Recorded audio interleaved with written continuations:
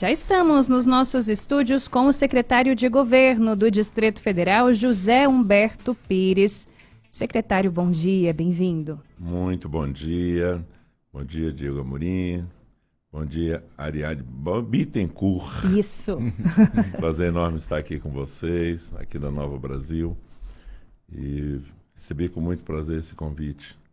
A gente pode entregar o programa para o secretário, né? Com essa voz de locutor, Não ele é? pode tocar daqui em diante. É verdade, secretário. Bem-vindo ao Nova Brasil. Muito obrigado.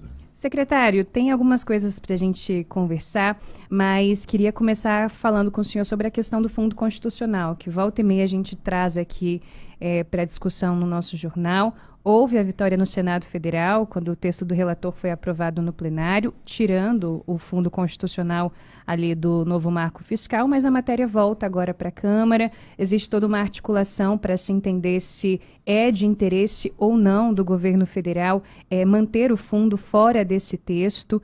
Queria saber como é que estão as articulações e qual que é a impressão agora do governo do DF. Vocês estão seguros de que o fundo vai se manter fora desse arcabouço fiscal ou existe ainda o risco de que tenha de se fazer todo um novo esforço para que ele possa ser retirado mais uma vez? Muito bem, esse é um tema dominante hoje no Distrito Federal, não somente pela classe política, mas por todos que têm interesse pelo desenvolvimento do Distrito Federal, a manutenção do trabalho que tem sido feito no Distrito Federal. Isso é muito importante, porque Brasília depende e sempre dependeu de uma ajuda do governo federal em função da sua missão de ser aqui hospedeira dos poderes. E para Brasília, todas as pessoas que vêm precisam ter aqui de Brasília uma visão de que a cidade funciona e funciona bem. É uma caixa de ressonância para que o Brasil possa ter, inclusive, uma esperança maior, assim como ela nasceu. Então, o fundo é fundamental hoje. Em torno de 40% das nossas despesas hoje que estão focadas na segurança, na saúde e na educação são custeadas pelo fundo. Dos 59 bilhões da LDO que chegou à Câmara Legislativa, 23 bilhões hoje são do fundo.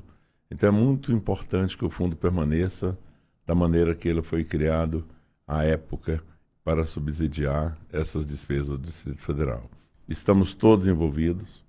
Hoje, não somente a nossa vice-governadora, que tem uma relação extraordinária com a Câmara Federal, mas todos os secretários, todos os empresários, todos os líderes, todos os ex-governadores, todos os políticos, para que seja mantido.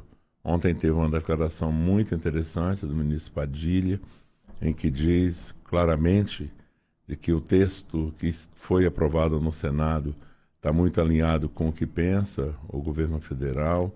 Eu tenho a impressão que a Câmara está bem mais sensibilizada e, mais do que isso, mais esclarecida. Porque quando o tema chegou na Câmara, e é por isso a importância de você ter duas oportunidades de discutir as pautas que são importantes para o Brasil, e nesse caso para Brasília, chegou de uma maneira que foi tão rápida que não deu tempo para que fosse explicado as razões, inclusive, por que o fundo existe, por que foi criado e a necessidade de manter nas condições originais. No Senado, um grupo menor de senadores, naturalmente foi possível fazer essa discussão, a sensibilidade muito grande do relator, o senador Aziz, tirou naquele momento, um tempo para ouvir todos nós do GDF, conseguimos mostrar a importância do fundo e o relator suprimiu esse item que tinha sido incluído pelo deputado Cajado. Voltando à Câmara, nós temos agora essa grande oportunidade de, com um pouco mais de tempo, levar ao final esse entendimento que é preciso que o fundo não tenha esse limitador. Há uma expectativa de votação, conclusão da votação no Congresso ainda antes do recesso parlamentar, secretário? Existe, não acho possível. Acho essa é a última semana, A né? última semana tem pautas importantes também para serem tratadas. O caso da reforma tributária é um dos temas que está sendo discutido. Mas o trabalho está sendo feito, toda a articulação está sendo feita. É uma construção novamente, uma construção que depende de todos nós e faremos ao seu tempo. O ministro Padilha, que o secretário se refere, é o Alexandre Padilha, ministro das Relações Institucionais do governo Lula, que faz essa ponte entre o Planalto e o Parlamento brasileiro. Secretário, um outro assunto muito latente aqui na nossa capital tem sido a escalada dos feminicídios. Salvo engano, são 18 casos até aqui, né, Ariane? Isso. Somente nesses 6 primeiros meses do ano de 2023, um número maior do que todo ano já do ano passado. Eu queria perguntar ao senhor, secretário, qual é o sentimento, o senhor que é da cozinha ali do Palácio do Buriti, uma pessoa muito próxima do governador Ibanez, como é que os senhores do governo estão vendo essa escalada de feminicídios? Se há algo mais que pode ser feito por parte do poder público para a gente tentar frear esses trágicos números até aqui? Diego, há sempre um questionamento em relação à questão de números. Quando você coloca números, se eles são evidentes, e se foram evidentes recentemente, você não tem histórico passado. Porque ou as pessoas não se manifestavam, não registravam. Isso com certeza, né? Com certeza. Quando a gente fala em estatística, toda estatística a gente tem um intervalo aí de 10 anos para que possa fazer uma avaliação mais apropriada. O número é assustador e preocupa todos nós. Se tem uma coisa que de fato hoje está na prateleira de cima das preocupações do governo do Distrito Federal, essa questão da violência contra a mulher. E não só isso. Quando o governador Ibanez, já lá no primeiro governo, eu fui um dos que coordenei a transição de 2018 para 2019, ele teve uma atitude proativa, que foi a criação da Secretaria da Mulher. E essa Secretaria da Mulher, de lá para cá, foi muito bem conduzida pela secretária Érica Filipelli, hoje está com a secretária Gisele, tem montado e levado à Câmara Legislativa e também à Câmara Legislativa oferecido ao governo do Distrito Federal vários projetos, várias políticas que vêm ao encontro dessa situação. Recentemente, nós lançamos 3 novas casas da mulher brasileira, inclusive uma no Recanto das Emas, outra em São Sebastião e a outra em Sobradinho 2. Faremos 5, como forma de aproximar a mulher do poder público e o poder público da mulher. Ontem, por iniciativa da deputada Jane Kleber, foi aprovado na Câmara Legislativa um projeto de lei criando na hora da mulher. Na hora para a mulher, evidentemente que é um esforço que a Câmara faz para mostrar que nós estamos atentos a essa situação. Mas o mais importante, a DEAN, a Delegacia da Mulher, não só está presente nas estruturas existentes, como nós vamos alcançar todas as regiões administrativas do Distrito Federal. Uma parceria entre a Polícia Civil e a Secretaria da Mulher. Afora isso, nós estamos cuidando da questão da saúde da mulher. A Clínica da Mulher, aqui na W3, foi a primeira demonstração de um cuidado, um zelo específico pela mulher. Olha, você, quando olha os números, assusta. E assusta mesmo.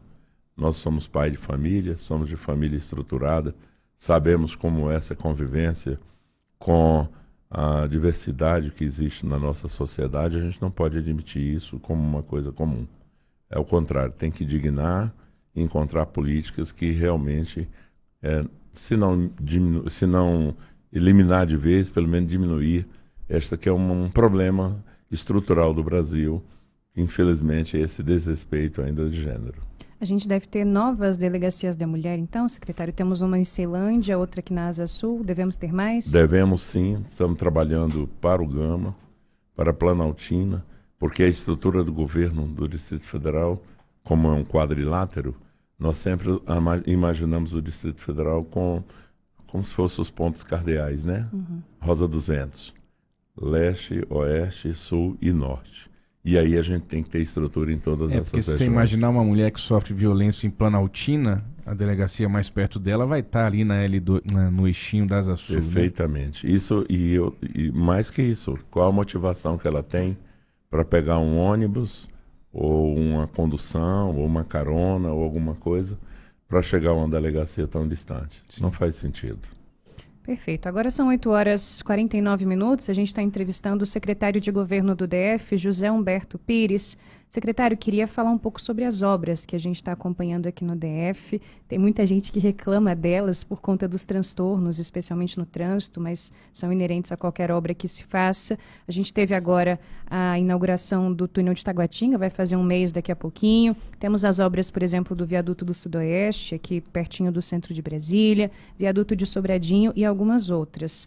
De fato, essas construções, especialmente viárias, tem sido, essa é a ideia do governo, que seja uma marca dessa nova e também da antiga gestão do governador? Sem dúvida. De novo eu tenho que me referir à transição, perdoe-me. Quando nós chegamos no governo, um dos desafios que tinham era fazer projetos. Não existia projetos estruturantes principalmente. E aí nós fizemos um comitê de projeto, por iniciativa do governador Ibanez. Eu coordenei esse comitê com toda a equipe de governo e enchemos a prateleira. Porque para você fazer investimento, a primeira coisa é o planejamento, na sequência o projeto e na sequência buscar os recursos para tirar do papel aqueles projetos. Felizmente nós rapidamente chegamos a esse estágio. 1 ano e meio de governo ali, nós já estávamos com a prateleira cheia, o dever de casa já tinha sido feito, já havia uma economia substancial no caixa, havia recurso, financiamentos passados que nós resgatamos, como é o caso do túnel de Taguatinga, que estava parado, e o governador foi e conseguiu resgatar esse financiamento. Várias obras que estão acontecendo são financiamentos de 2014, ou seja, de 10 anos atrás, que não tinham sido viabilizados. O eixo oeste, que nós estamos fazendo a BRT, é um exemplo disso. E estamos viabilizando todas essas liberações desses recursos e fazendo as obras. Além disso, os financiamentos que nós conseguimos para fazer essa carteira, o dinheiro para fazer as obras. Olha bem, 2 coisas são fundamentais na questão da obra. Primeiro, aquela de impacto diário, que é a que acontece na porta do cidadão. Que ele vê, ele percebe e diz, olha, está melhorando a minha vida. É calçada, é asfalto, é o zelo ali pela ciclovia, uma ciclovia.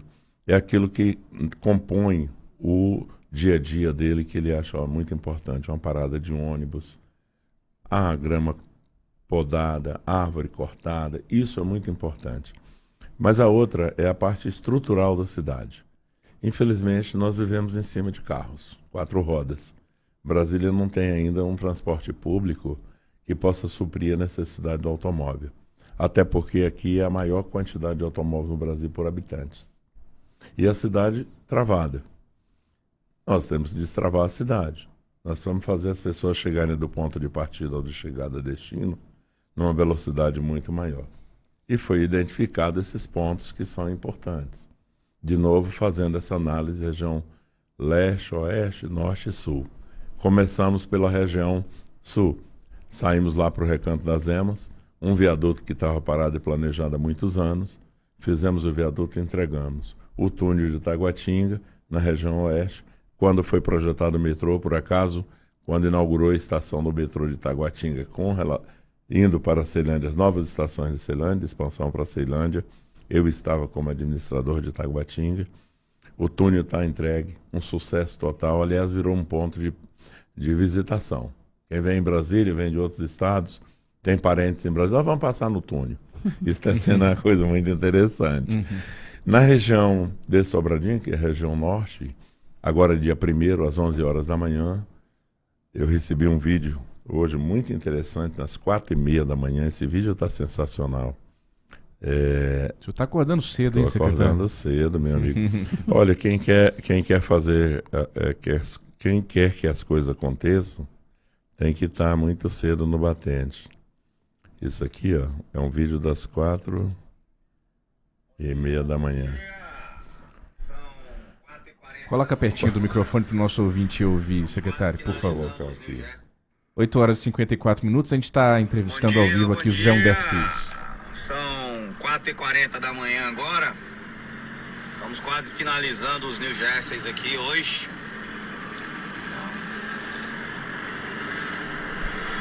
A noite foi bem proveitosa. Na realidade foram praticamente quase 24 horas, né?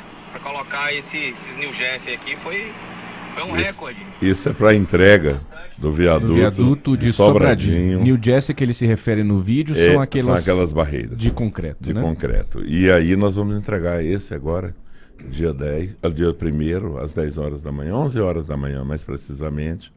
E toda aquela região norte vai agradecer. Porque ele tem impacto muito forte para Sobradinho 2, que ainda passa por ali. Temos a região lá de Planaltina de Goiás, até a Bahia. Então é destravando aquela região. Estamos programados para entregar em setembro. Aliás, vamos falar aqui do viaduto da EPIG. A EPIG nós vamos entregar em setembro.